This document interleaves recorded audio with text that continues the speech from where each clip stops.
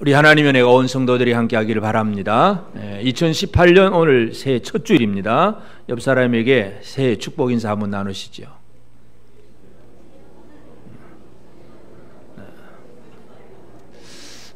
새해 인사를 나눌 때 대부분 모든 사람들이 거의 대부분이 무슨 얘기를 합니까?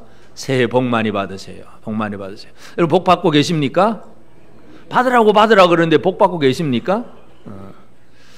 이스라엘을 바라보면 하나님은 복 받아라 그러는데 이스라엘은 복을 못 받고 있어요. 이것이 오늘 우리가 살펴야 될 문제예요. 그래서 올해는 하나님의 나라가 이제는 세상 속에서 소망이 되어져야 되는데 소망이 안 되는 나라예요. 이게 가장 큰 문제죠. 세상이 오히려 교회를 향해서 소망을 얻지 못하고 조롱을 하거나 욕을 하거나 이런 모습들은 그럼 교회가 교회답지 못하기 때문에 그렇습니다. 그래서 이제 올해 2018년에는 주일 이사야 선지자를 우리가 살펴보면서 그 당대에 이사야 선지자가 그 1절에 보면 유다와 예루살렘에 관하여 본 계시라 그랬는데 이 유다 왕국 나라가 북이스라엘 그리고 남쪽 유다로 나누어진 상태에서 이 남쪽 유다 왕국에서 이사야 선지자가 예언을 한 그 말씀들을 우리가 한번 살펴보고자 합니다. 왜냐하면 하나님께서 이 유다를 남겨두신 이유와 목적이 있는데 이것은 바로 이 모든 주변의 민족들 속에 하나님의 백성들을 남겨두어서 이들을 통해서 뭔가 하나님의 영광을 드러내고 하나님의 뜻을 펼쳐 보이기를 원하셨어요. 그런데 유다 왕국은 자꾸 실패를 하고 있습니다. 이것은 옛날 유다 왕국의 모습일 뿐만 아니라 지금 우리의 모습이기도 합니다.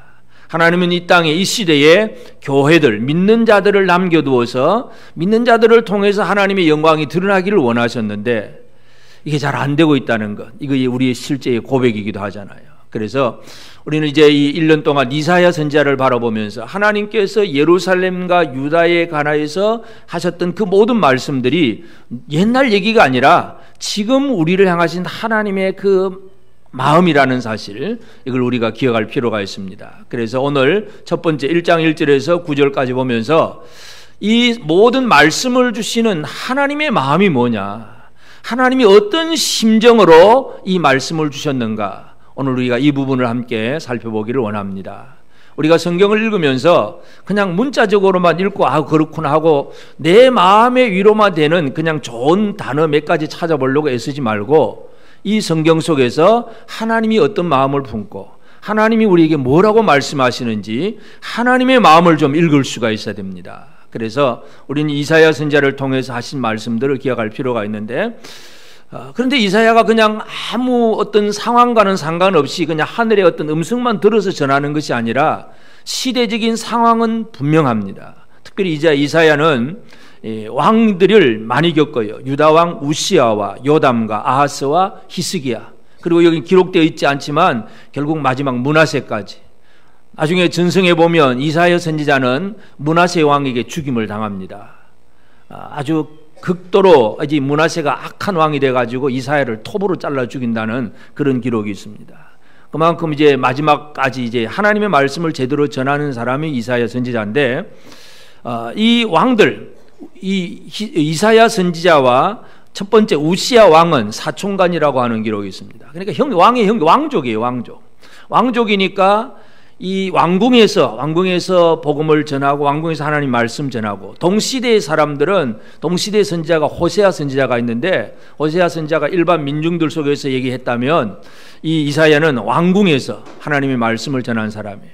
근데 우시아 왕은 어떤 사람이냐 하면 유다 나라를 아주 강력한 나라로 만들었던 사람이 우시아 왕이에요. 우리가 열왕기를 읽어보면 여러분이 읽다 보면 자꾸 헷갈릴 수가 있어요. 우시아라고 했다가 어떤 데는 똑같은 사건인데 아사랴라고 했다가 우시아, 아사랴 이름 두 가지가 막 반복이 됩니다.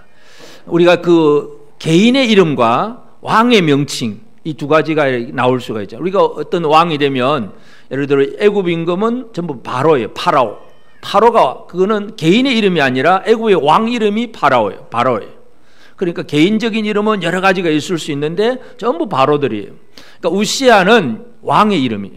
근데 개인의 이름은 아샤라다. 그렇게 우리가 이해할 수 있는데, 그래서 성경 읽다 보면 그게 헷갈리지 않기를 바랍니다. 열왕기하를 읽어보면 우시아라고 했다가 어떤 때는 아샤라라고 했다가 동일한 인물을 막 바꿔 쓰는데 개인의 이름이냐 왕의 이름이냐 그 차이지 같은 사람이에요. 하여튼 이사야 선지자는 우시아 시대에 예언을 합니다. 우시아는 유다 나라를 강한 나라로 만들었어요. 힘 있는 나라. 그래서 유다 왕국이 좀 힘이 좀 세가지고 엘라시라고 하는 한 항구 도시를 이제 정복을 하고, 그래서 항구 도시를 만들었다는 얘기는 무역도 하고 뭔가를 잘 일으킬 수 있는 강하고 힘 있는 나라를 만들었다는 얘기예요. 강대국을 뭐 큰 강대국은 아니지만 주변에 있는 뭐 아람이나 또는 북이스라엘이나 이런 나라들 속에서 유다는 그래도 좀 힘 있는 나라가 되었어요. 근데 문제는 뭐냐? 힘이 있다 보면 항상 뒤따라오는 문제가 뭐냐 하면 교만함의 문제예요. 우시아가 좀 잘 나가니까 그래도 내가 뭐 한 건 했다 싶어가지고 우시아의 가장 결정적인 잘못은 성전에 가서 제사장들이 분향을 합니다. 성소에는 제사장들이 들어가서 분향을 하는 게 제사장의 사명인데 왕이 자기가 좀 잘났다고 내가 분향하겠다고. 그래서 제사장 제껴놓고 왕이 성소에 들어가서 분향하다가 그 자리에서 하나님이 직결 심판을 해서 바로 이마에 나병이 걸립니다. 우리가 레위기를 보아도 알지만 나병은 진짜 저주받은 질병이죠. 하나님 앞에 가장 더러운 그런 생활이 되기 때문에 바로 쫓겨납니다. 왕도 쫓겨나야 돼요. 그래서 하나님께서 치셔서 나병이 걸리고 별궁에 유폐가 됩니다. 왕이 참 잘 나가는 왕인데 교만하다가 결국은 별궁에 갇히게 되고 그 아들 요담이 이제 뒤를 이어서 왕이 됩니다. 근데 요담에 관한 기록은 그렇게 많지를 않아요. 그래서 아버지를 대신해서 이제 왕자지만 이제 왕권을 행사를 합니다. 그런데 그만큼 아버지 같은 힘과 능력이 부족해요. 그래서 요담에 관한 기사는 산당을 없애지 못했더라 하는 그런 정도. 그러니까 못한 그릇. 뭔가 좀 이 나라를 경제적으로 아니면 영적으로 부흥을 일으키는 왕이 돼야 되는데 그걸 못한 무능한 왕으로만 그냥 뭘 못했더라 하는 기록만 했어요. 그리고 이제 요담의 아들 아하스가 등장을 하는데 이 아하스는 유다 왕국의 유다 왕들 중에서 또 가장 잘못 나가는 가장 악한 왕들 중에 한 사람이 바로 아하스라고 하는 왕이에요. 이 아하스 때는 자기 할아버지 우시아가 빼앗았던 엘라시라고 하는 항구를 또 뺏깁니다. 그러니까 하나님 앞에 바로 못 서니까 가지고 있는 것도 뺏기고, 근데 뺏겼으면 회개하고 돌아와야 되는데 아하스는 자기 주변에 있는 암몬 또 북이스라엘과 막 서로 경쟁하고 싸우다가 좀 잘 살아보려고 저 더 북쪽에 있는 아수르 제국 큰 나라의 힘을 빌려서 뭔가 살아보려고 애를 써요. 이게 아하스 왕이에요. 하나님이 아니라 사람을 통해서 뭔가 힘을 얻어보려고 하고, 그래서 일단은 아수르가 한 번은 이 암몬 족속을 쳐주고, 그래서 한번 유다가 조금 숨통이 트집니다. 그러니까 이제 아하스가 아수르 왕을 만나러 다메섹이라고 하는 도시를 이제 방문을 합니다. 우리나라 대통령이 뭐 중국 가고 어디 가고 가듯이 이렇게 가서 이제 방문을 했는데 가보니까 그 다메섹에 아주 제단이 아주 멋진 제단이 하나 있어요. 야, 이거 너무 좋다. 우리 예루살렘 성전의 제단은 뭐 조그마한 별품 없는데 이건 너무 좋다. 그래서 바로 그 제단의 설계도를 그려가지고 제사장에게 빨리 만들어라. 우리 예루살렘 성전에도 이 제단 만들어라. 성전은 하나님께서 정해주신 것이고 하나님께서 딱 만드는 성소와 그 안에 기명들이 정해져 있는데 엉뚱한 이방 제단을 또 갖다 만드는 거예요. 이게 아하스가 하는 일이에요. 가장 악한 왕이었어요. 나라가 점점 어두워져가는 그런 시대. 지금 이사야가 어떤 시대를 살고 있는가를 잘 이해해야 됩니다.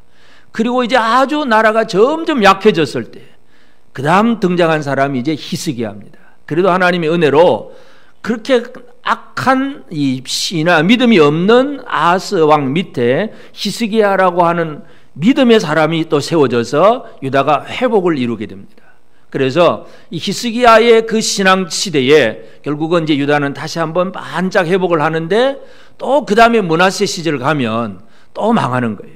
이게 유다의 역사입니다. 이사야 선지자가 예언하는 그 시대의 역사예요. 그래서 이제 우리는 그 시대의 역사를 잘 배경을 이해하면서 이사야 선지자를 잘 이해할 필요가 있습니다. 교만한 왕, 무능한 왕, 타락한 왕, 그리고 회복되는 왕, 또다시 또 잘못 가는 왕. 이런 역사 속에서 이사야 선지자가 하나님의 말씀을 들어서 선포하는 거예요. 유다와 예루살렘에 관하여 본 계시라.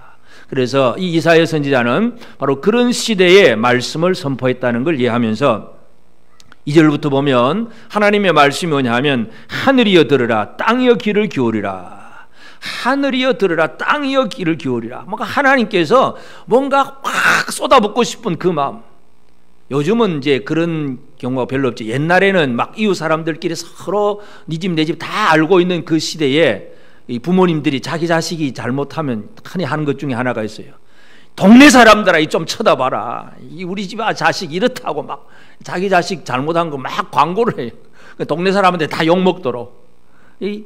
옛날에 그런 말들이 있잖아요. 근데 요즘은 아파트 살다 보니 그런 말은 없지요. 막 내 자식 오냐 잘못해도 오냐지 뭐 동네 사람 들어보라 소리는 안 하지요. 근데 지금 하나님의 마음이 지금 유다와 예루살렘을 바라보면서 하시는 말씀이 하늘이여 들으라 땅이여 귀를 기울이라. 이 하나님의 안타까운 심정, 이게 바로 이사야의 출발절의 말입니다. 그러니까 이 시대 상황을 바라보면서 하나님은 어떤 마음을 품고 계시는가, 이거 하나님의 마음을 이해해야 돼요. 제일 첫 번째가 뭐냐 하면 여호와께서 말씀하시기를 내가 자식을 양육하였거늘 그들은 나를 거역하였도다. 하나님은 자식을 양육하는 아버지인데 아들을 양육하는 아버지로서 말씀하는데 아들은 뭐예요? 아버지를 거역했다는 얘기잖아요. 우리가 신명기를 살펴봤지만 신명기 32장 6절에 보면 어리석고 지혜 없는 백성아 여호와께 이같이 보답하느냐? 그는 내 아버지시요 너를 지으시니가 아니시냐? 그가 너를 만드시고 너를 세우셨도다. 신명기 32장 그러면 우리가 작년에 결봐야 한 주 전, 두 전 얘기예요. 32장은 모세 노래 얘기예요. 모세의 노래. 모세가 이스라엘 백성들에게 계속 부르도록 한 그 노래가 신명기 32장이에요. 뭘 얘기합니까? 모세의 노래에서 뭘 강조합니까? 어리석고 지혜 없는 백성아 여호와께 이같이 보답하느냐? 그는 내 아버지시요 너를 지으시니가 아니시냐? 이스라엘 이 백성들아 우리 하나님 우리 아버지다 아버지.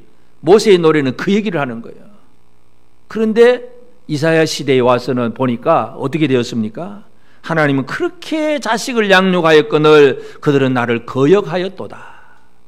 예수님께서 이 거역한 아들 얘기를 하잖아요. 누가복음 15장에 우리가 잘 아는 탕자 이야기. 그럼 탕자가 어떤 사람이에요? 탕자는 아버지 유산을 미리 받아서 그냥 나가버리는 거예요. 자기가 잘 먹고 잘 살겠다고. 여러분 유산이라고 하는 것은 아버지가 돌아가셔야 죽어야 아들이 물려받는 게 유산이에요. 아버지가 살아있을 동안에는 유산이라는 개념이 없어요. 그런데 그렇게 받아가겠다는 얘기는 살아있는 아버지하고 난 상관없다. 내 마음대로 살겠다. 이게 바로 탕자 얘기예요. 물론 이제 핵심은 그 탕자가 돌아온 것을 기다리는 아버지의 마음이에요.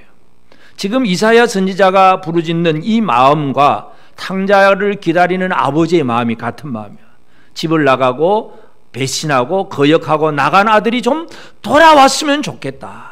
이게 하나님 아버지 마음이에요. 이게 이사야 선지자를 통해서 주시는 말씀이에요. 내가 자식을 양육하였거늘 그들은 나를 거역하였도다. 여러분은 하나님을 아버지라고 부르십니까? 하나님 아버지 말씀 잘 듣고 계십니까? 말 잘 듣는 아들이십니까? 아멘 안 하시네.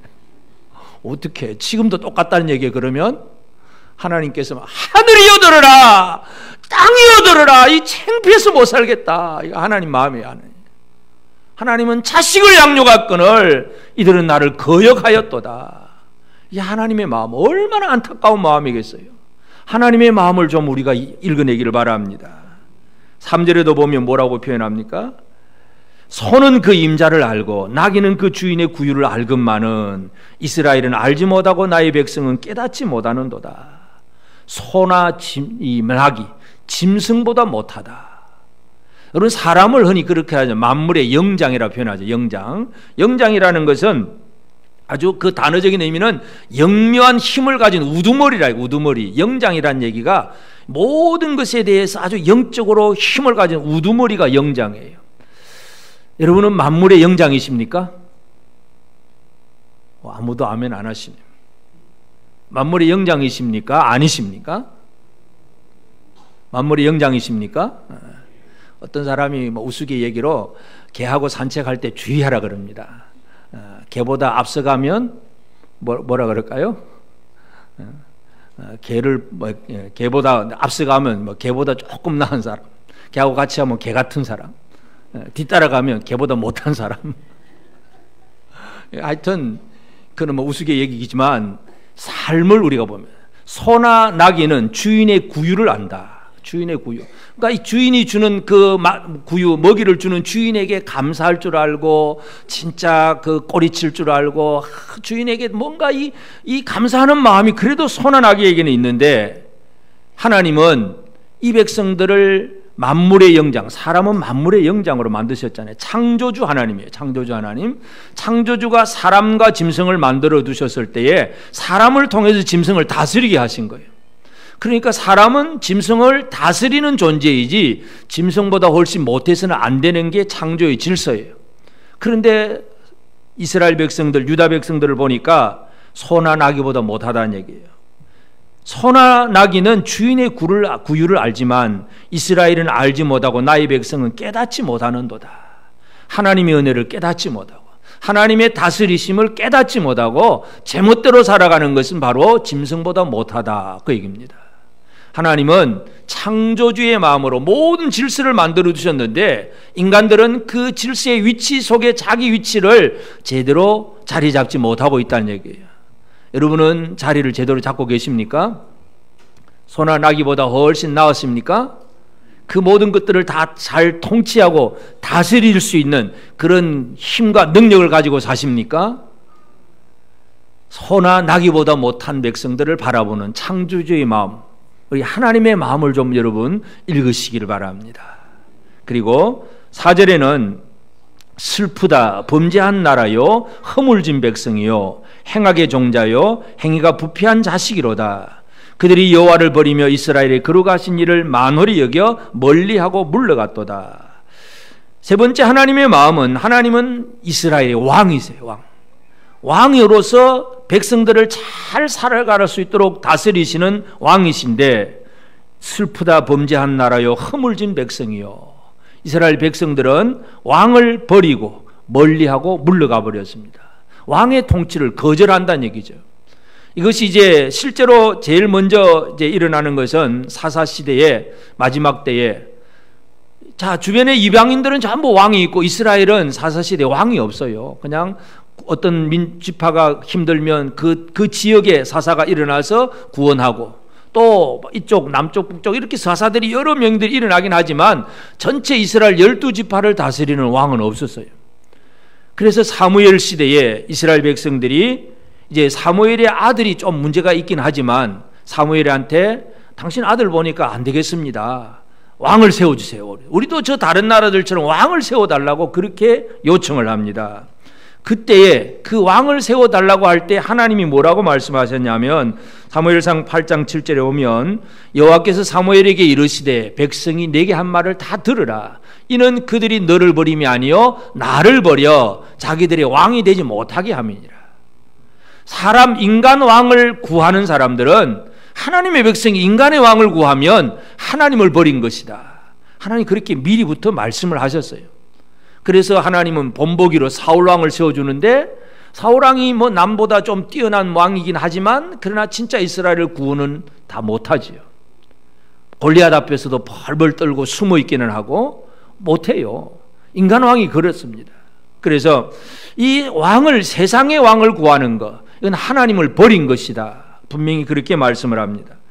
분명한 것은 왕은 자기 민족, 자기 백성을 잘 살도록 하는 목적을 다 가지고 있습니다. 그런데 이제 그 통치를 제대로 하느냐 못하냐는 것은 왕의 능력이고, 하나님은 이스라엘에게, 유다에게 복을 주시기를 원하고, 하나님은 이스라엘을 잘 다스려서 뭔가 이들이 뭔가 하나님의 큰 복을 받기를 원하십니다. 우리가 옆 사람에게 조금 전에도 복 많이 받으세요, 새해 복 받으세요 그렇습니다. 복 받기를 원합니다. 이게 하나님 마음이에요. 그런데 왕의 통치를 거절하는 순간 왕이 주고자 하는 그 복을 누릴 수가 없습니다. 이것이 이제 문제예요. 이것이 유다와 예루살렘의 문제입니다.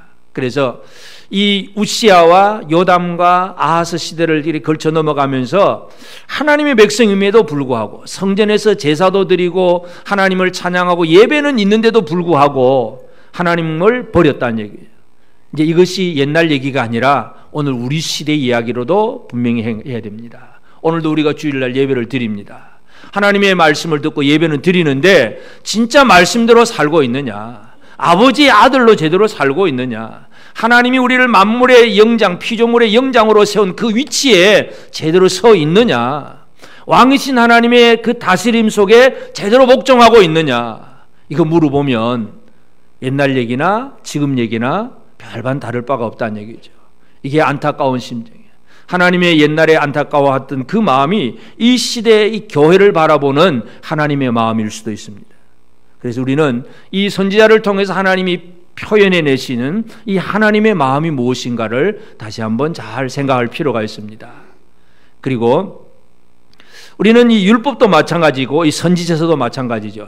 예수님은 율법의 완성이고 선지자들이 말한 그분이에요. 그래서 이사야 선지자는 결국은 이러한 이 인간의 연약함, 타락함의 이 문제, 하나님의 백성이라고 하는 이 유다 왕국이 하나님이 그렇게 성전도 주고 뭔가 다 해줬는데도 믿음으로 못 살고 있다는 거죠. 여기에 필요한 것은 바로 메시아, 예수 그리스도밖에 없다는 것. 선지서를 통해서 강조하고자 하는 내용이 그것입니다. 그래서 우리는 또 이사야를 통해서도 우리는 예수 그리스도의 사역이 어떻게 이루어졌는가를 잘 살펴볼 필요가 있습니다. 첫 번째로 우리 예수님은 하나님의 말씀을 우리에게 전하는 자로 오셨습니다. 하나님은 이 백성들에게 말씀을 주어서 너희는 내 자식이고 나는 너희 아버지다. 모세의 노래를 통해서 자, 나는 너 아버지야, 너는 내 자식이야, 이렇게 계속 하나님은 말씀하시는데, 그런데 이스라엘이 듣지 못합니다. 하나님은 여러 가지로 말씀하시잖아요. 히브리서 1장 1절 2절에 보면 옛적의 선지자들을 통하여, 이사야 선지자를 포함해서 선지자들을 통하여 여러 부분과 여러 모양으로 우리 조상들에게 말씀하신 하나님이 이 모든 날 마지막에는 아들을 통하여 우리에게 말씀하셨으니 이 아들을 만유의 상속자로 세우시고 또 그로 말미암아 모든 세계를 지으셨느니라. 말씀이 선포되는 것, 선지자들을 통해서 계속 말씀이 선포되었는데 이 말씀을 완성하시는 분은 바로 예수 그리스도입니다. 말씀이신 하나님, 말씀이신 그 하나님이 육신을 입어서 이 땅에 내려오심으로 하나님의 뜻을 다 펼쳐 보이는 것. 그래서 우리는 구약 성경을 읽지만 구약만 읽는 것이 아니라 예수 그리스도를 통해서 주시는 하나님의 음성을 제대로 들을 수가 있어야 됩니다. 그래서 아들을 통해서 하나님의 모든 완전한 말씀을 우리에게 전해 주셨어요. 이게 예수님께서 하신 일이었습니다. 그리고 예수님이 오셔서 이 땅에서 하신 일, 말씀을 전하면서 또 하신 일이 뭐냐 하면 결국은 예수님은 또 심판의 권세를 가지고 오셨어요. 하나님께서 이 백성들에게 하신 것 6절에 보면 5절에 너희가 어찌하여 매를 더 맞으려고 패역을 거듭하느냐 온 머리는 병들었고 온 마음은 피곤하였으며 발바닥에서부터 머리까지 상한 곳이 없이 상한 것과 터진 것과 새로 맞은 흔적뿐이거늘 그것을 짜며 싸매며 기름으로 부드럽게 함을 받지 못하였도다. 하나님은 아들을 징계하시는 하나님이에요. 징계하신 하나님. 이 징계라고 하는 것이 결국은 사랑하는 자식이기 때문에 징계를 합니다. 징계의 목적이 뭐겠어요? 잘못된 데서 좀 돌이키라는 얘기죠. 그래서 매를 때립니다. 매를 때리는데 그런데 백성들이 잘 안 돌아옵니다. 그런데 매를 더 맞으려고 그래서 머리끝부터 발바닥까지 그저 상한 것, 성한 곳이 없어. 상한 것, 터진 것, 새로 맞은 흔적뿐이거늘 그래도 안 돌아옵니다. 이게 이 땅에 있는 하나님의 백성이라고 하는 유다 사람들의 이야기입니다. 오늘 우리는 예수님이 이 땅에 오셔서 하신 것도 뭐냐 하면 결국은 땅에 잘못하는 백성들을 때려서라도 바로잡으시는 하나님의 마음을 그대로 표현하시는 거죠. 히브리서 12장 7절에 보면 너희가 참음은 징계를 받기 위함이라 하나님의 아들과 같이 너희를 대우하셨나니 어찌 아버지가 징계하지 않는 아들이 있으리요.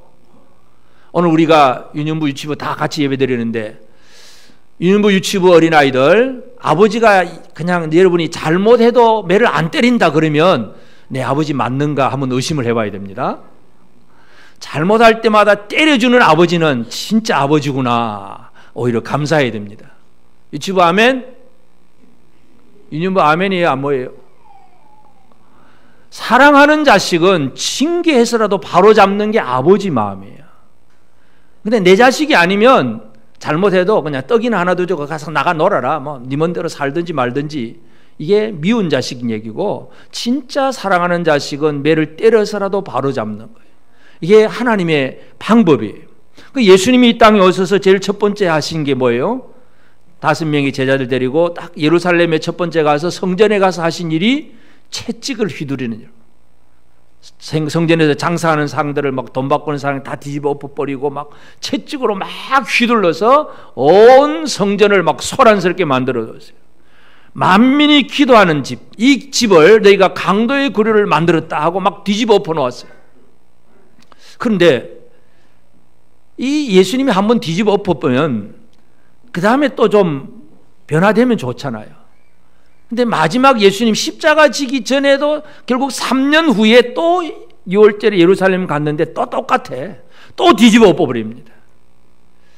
한번 뒤집어 엎었으면 완벽하게 만들어주면 안 좋을까요? 여러분 이 생각은 안 하셨어요? 뒤집어 엎는 일, 뒤집어 엎는 일의 목적이 뭐겠습니까? 바로 잡는 목적입니까? 목적은 바로 잡는 일인데 뒤집어 엎는 일로 바로 잡힙니까? 그게 안 된다는 거예요. 우리가 이 사회도 마찬가지, 뭔가 뒤집어 엎기 위해서 막 그냥 막 데모도 하고 뭐 촛불도 태극기도 막 흔들고 하지만 그거 가지고 바로 잡힙니까? 그거 안 되는 거예요. 그러나 징계는 왜 필요하냐? 교훈을 위해서, 교훈을. 예수님께서 뒤집어 엎었는데 사람들이 그게 아직도 뭔지 몰라요. 진짜 성전이 거룩한 집이 되어야 된다는 걸 그 하나님의 아들이 그 목적을 가지고 이 땅에 오셨으면 그 성전을 안 떠나야죠. 떠나지도 않고 다 파수병을 해야죠. 들어올 때마다, 장사꾼 들어올 때마다 쫓아내야 돼요. 이게 예수님이 해야 될 일이에요. 근데 한번 하고 그냥 가세요. 왜냐하면 교훈이에요, 교훈. 이 성전이 누구냐? 진짜 성전이 뭐냐? 어떻게 되는 거냐? 내가 이 성전을 얼라 내가 사흘 만에 일으키리라. 예수님은 다른 성전 얘기를 하면서 그냥 지나가 버렸어요. 하여튼 이 잘못하고 있는 사람들에 대해서 채찍을 휘두르시는 그 예수님의 목적은 교훈을 위해서입니다. 우리가 성전이 필요하다. 그런데 성전은 만민이 기도하는 집이다. 이것이 잘못된 목적으로 사용되어서는 안 된다. 건물이 성전이 아니다. 예수님의 이 여러 가지 교훈들이 그 징계 속에서 나타납니다. 하여튼 예수님은 이 땅에 심판의 권세를 가지고 오셨잖아요. 요한복음 5장 22절에 아버지께서 아무도 심판하지 아니하시고 심판을 다 아들에게 맡기셨으니, 예수님은 심판의 권세를 가지고 이 땅에 오셨어요. 그래서 잘못하면 때려서라도 바로 잡고자 하는 것이 바로 예수님의 마음이고 예수님의 사역입니다. 우리가 이거 잘 이해해야 됩니다. 그냥 좋으신 하나님, 좋으신 예수님, 그냥 나를 그냥 무조건 사랑하고 좋아만 해주고 지켜만 주는 그분으로만 생각하면서 내가 좀 잘 나가도 괜찮을 거야, 뭐 다 덮어줄 거야, 징계를 해서 바로 잡는 하나님이지 그냥 나쁜 걸 그냥 좋다 그냥 그렇게 넘어가신 하나님이 아니에요. 이걸 우리가 잘 이해해야 됩니다. 그래서 내가 잘못하고 있는데도 하나님의 징계가 없다면 좀 생각해 봐야 됩니다. 고민 좀 해야 됩니다. 내가 하나님의 아들인가 고민 좀 해야 됩니다. 여러분 하나님의 아들이십니까? 하나님의 아들은 늘 하나님 앞에 잘못해서 매 맞고 머리끝부터 발끝까지 터진 곳, 상한 곳, 늘 상처의 흔적을 가지고 삽니다. 이게 바로 하나님의 백성들이 이 땅에서 육신을 입고 살기 때문에, 완벽하지 않기 때문에 그럴 수밖에 없는 거예요. 늘 우리는 하나님의 아들에 대해서 하나님은 징계해서라도 바로 잡고 계신다는 사실, 이것을 기억하셔야 됩니다. 그리고 이렇게 막 징계를 하는데, 근데 징계와 심판의 차이점이 있습니다. 징계와 심판의 차이점. 8절에 보면 딸 시온은 포도원의 망대같이 참외밭의 원두막같이 에워싸인 성읍같이 겨우 남았도다. 만군의 여호와께서 우리를 위하여 생존자를 조금 남겨두지 아니하셨다면 우리가 소돔 같고 고모라 같았으리로다. 심판이라고 하는 것은 완전히 싹 없애버리는 겁니다. 완전히 멸망시키는 것이 심판이에요. 징계는 매는 때리지만 뭔가는 남겨두십니다. 죽이진 않잖아요. 아버지가 아들을 매는 때리지만 아버지가 아들을 죽이겠어요? 그건 아버지가 아니지. 그러면 아버지는 아들이 잘 되기를 바라서 매를 때려서라도 바로 잡고자 하는 것이 목적이지 아들을 죽이는 게 아버지가 아니에요. 근데 하나님이 자기 백성들이 잘못할 때 지금 막 매를 때립니다. 그런데도 뭐 하십니까?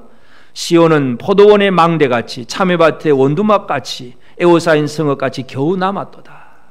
외형적으로 보면 진짜 포도맛, 이 원두막이 뭐예요? 저 밭에, 요즘은 그게 별로 없지만 넓은 밭에 누군가 서리해가는 누군가 있을까 싶어서 원두막 하나 딱 만들어 놓고 그 주인이 지키고 있잖아요. 아주 집도 아니에요. 집도 아니에요. 그냥 거적대기가 그냥 높은 망대 하나 만들어 놓은 것처럼 하나님은 시온을 그렇게 만들어 두셨어요. 남겨두셨다는 얘기예요. 완전히 없애버리지 않고 뭔가 소수의 무리를 남겨두신 하나님이세요. 이걸 우리 잘 이해해야 됩니다. 그래서 이 남겨두신 하나님, 징계는 깨닫고 돌이키고 좀 더 잘 되기를 바라기 위해서 완전히 멸하지 않고 남겨두어서 다음에 뭔가가 더 번성하는 그런 복을 받기를 원하시는 하나님의 방법이에요. 이게 예수님은 이 땅에 사람들을 어떻게 남겨두셨는가, 또 이것도 우리가 이해를 해야 됩니다. 이사야 선지자가 지금 이렇게 예언의 말씀을 할 때에 이 말씀을 듣는 사람은 남겨둔 사람이에요. 하나님이 남겨두신 사람들이에요. 그래서 이 남겨두었다는 얘기는 이 사람들이 잘해서가 아니에요. 남겨둔 이 사람들은 뭐 착하고 뭐 성실하고 똑똑해서 남겨둔 게 아니고 하나님의 은혜 때문에, 하나님의 계획 때문에 남겨둔 사람들이에요. 여러분은 이 시대에 남겨둔 사람들입니다. 믿으십니까? 저와 여러분이 잘나서가 아니고 우리를 통해서 하나님께서 뭔가 하시고자 하는 일들이 있어요. 그것 때문에 남겨두신 거예요. 완전히 멸하기로 작정하시면 다 없어져야 되는데 그래도 남아 있다는 얘기는 하나님이 우리를 향한 계획을 가지고 계신다는 것, 이걸 우리가 이해할 필요가 있습니다. 예수님은 이 땅에 오셔서 사람들을 남겨두셨습니다. 누구를 남겨두셨습니까? 12 제자를 남겨두셨어요. 마태복음 28장 19절 20절에 그러므로 너희는 가서 모든 민족을 제자로 삼아 아버지와 아들과 성령의 이름으로 세례를 베풀고 내가 너희에게 분부한 모든 것을 가르쳐 지키게 하라. 볼지어다 내가 세상 끝날까지 너희와 항상 함께 있으리라 하시니라. 너희는, 너희, 예수님이 말씀하신 너희 제자들이 바로 남겨두신 사람이에요. 예수님은 이 땅에 오셔서 십자가에 죽으시고 부활하시고 하늘로 올라가세요. 이제 사람의 눈에는 예수님이 안 보입니다. 그런데 남겨둔 사람이 있습니다. 그 제자들, 처음에는 별 것 없는 사람들이지만 그들을 통해서 온 세계의 복음이 전파되게 하신 게 이게 예수님의 계획이었어요. 이게 하나님의 계획이에요. 남겨두신 것. 이걸 우리가 잘 이해할 필요가 있습니다. 그래서 우리는 이 이사야를 통해서 이사야 선지자가 전해주는 이 하나님의 말씀, 그 당대의 유다와 예루살렘의 백성들이 그들의 잘못 속에서 하나님이 뭘 말씀하시느냐, 이 얘기를 잘 읽어보면 옛날 얘기가 아니라 바로 지금 우리를 향한 하나님의 말씀이라는 것을 우리는 분명히 이해할 수 있습니다. 그래서 우리는 제일 중요한 것이 뭐냐? 첫째는 말씀을 들을 줄 알아야 됩니다. 하나님은 막 드러내고 싶어요. 막 들으라, 하늘이여 들으라, 막 땅이여 귀를 기울이라, 막 이 속에 있는 걸 막 펼쳐서 좀 보여주고 싶어해요. 근데 들은 척만 척, 설교를 들을 때도 그냥 눈은 감겨 있고 스마트폰만 쳐다보고 뭐 전혀 듣고자 하는 생각이 없다. 하나님이 쏙 터지는 거죠. 여러분, 하나님 쏙 터지게 하지 마시길 바랍니다. 하나님은 진짜 하나님의 마음을 막 펼쳐 보이고 싶은 거예요. 근데 사람들이 귀를 기울이지 않아요. 이게 가장 큰 문제예요. 인간의 잘못이 뭐냐, 이거 잘 이해해야 돼요. 아담이 타락한 그 원인이 뭐겠어요? 아담이 뭐 도덕적으로 윤리적으로 뭐 나쁜 짓 했습니까? 나쁜 짓이 아니라 말씀을 듣지 않은 것, 말씀의 믿음으로 순종하지 않는 것, 이것이 하나님 앞에서 가장 큰 잘못이에요. 여러분은 말씀을 잘 듣고 계십니까? 잘 듣습니까? 아버지 말씀을 잘 듣는 아들이 되셨습니까? 아버지가 시키면 시키는 대로 사십니까? 가라 그러면 가고, 서라 그러면 서고 잘 하십니까? 2018년 올 한 해는 이거 우리 잘하기를 바랍니다. 세상을 향하여 소망이 되려면 하나님 아버지의 음성을 듣는 일부터 시작해야 됩니다. 내가 뭐 빛가번쩍하게 잘 꾸며서 무슨 세상에 뭐 빛이 되겠습니까? 여러분, 이 물질적인 것은 우리 교회보다 세상이 더 화려하고 멋있습니다. 다 빌딩도 높이도 잘 짓고요, 사람들의 뭐 어떤 시스템 조직 보면 이 세상의 조직이 더 멋있고 더 좋아 보입니다. 화려한 문명 세계예요, 이 세상은. 그런데 그들에게는 영적인 어둠입니다. 그래서 그들을 향하여 소망이 되게 하려면 우리가 먼저 하나님의 음성을 제대로 듣는 일부터 시작해야 합니다. 그래서 예수님, 부활하신 예수님이 하늘에 계시면서 이 땅에 있는 교회들에게 주신 말씀, 요한계시록 2장 3장 7교회를 향해서 공통적으로 주신 말씀이 뭐냐, 뭐 칭찬도 하고 책망도 쭉 하시지만 마지막 공통적으로 하신 말씀이, 대표적인 예로 계시록 2장 7절에 보면 귀 있는 자는 성령이 교회들에게 하시는 말씀을 들을지어다. 귀 있는 자는 성령이 교회들에게 하신 말씀을 들을지어다. 계속 교회마다 그 얘기를 다 하세요. 들을지어다. 여러분, 말씀을 듣는 우리가 되어지기를 바랍니다. 하나님 앞에 우리의 마음을 열고 우리의 생각을 다 내려놓고 하나님의 말씀을 들어야 돼요. 하나님의 말씀을 듣지 않으면 아무것도 해나갈 수가 없습니다. 결국은 듣는다는 얘기는 내 생각을 내려놔야 되죠. 내 고집과 내 생각이 가득 차 있으면 뭐라고 얘기해도 아니야, 그냥 이게 옳아, 그러면 안 듣습니다. 소리는 들는지 몰라도 내 마음에는 접수가 안 되는 거죠. 말씀 앞에 내 생각을 다 내려놓으시기를 바랍니다.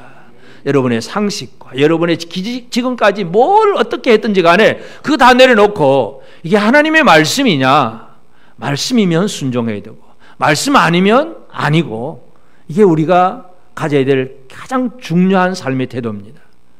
이 세상을 향한 소망이 되는 교회는 첫째는 하나님의 음성을 들을 수 있어야 됩니다.